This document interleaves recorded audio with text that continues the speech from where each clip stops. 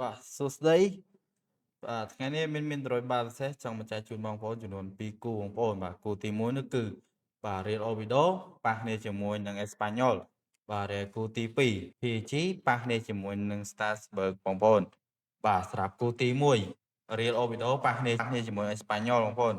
បាទតែមើលទៅតាមការវិភាគរបស់ admin វិភាគជូនបងប្អូនបាទឃើញថាអេស្ប៉ាញ៉ុលមានភាគរយច្រើនជាងបងប្អូនគូមួយនេះក៏ធ្លាប់ប៉ះគ្នាច្រើនដងមកហើយតែមានសម្លេងយកតែ5ប្រកួតនោះទេបាទគឺអេស្ប៉ាញ៉ុលយកឈ្នះ2ដងហើយនឹង Real Oviedo យកឈ្នះ2ដងដូចគ្នាបងប្អូនហើយនឹងស្មើអញ្ចឹងបើមើលទៅតាមការវិភាគ admin ក៏សុំណែនាំបងប្អូនលេងតែខាងអេស្ប៉ាញ៉ុលបងប្អូនបាទសម្រាប់គូទី2 PSG ប៉ះជាមួយនឹងបាទសម្រាប់គូទី2 PSG ប៉ះគ្នាជាមួយនឹង Starbucks បាទសម្រាប់គូពីរនេះបើមើលតាមការវិភាគ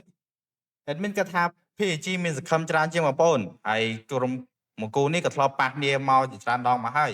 តែមានសុំលើយកតែ5ប្រកួតចុងក្រោយនេះទេបាទគឺ PSG យកឈ្នះ3បាទ Stab ហើយនឹងស្មើ1បាទរីឯ Starbucks យកឈ្នះ PSG បានត្រឹមតែ2ប៉ុណ្ណោះបងប្អូនអញ្ចឹងបើមើលតាមការវិភាគ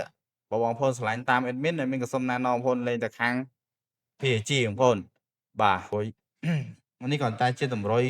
2គូដែលមានចែកជូននោះទេបើសម្រាប់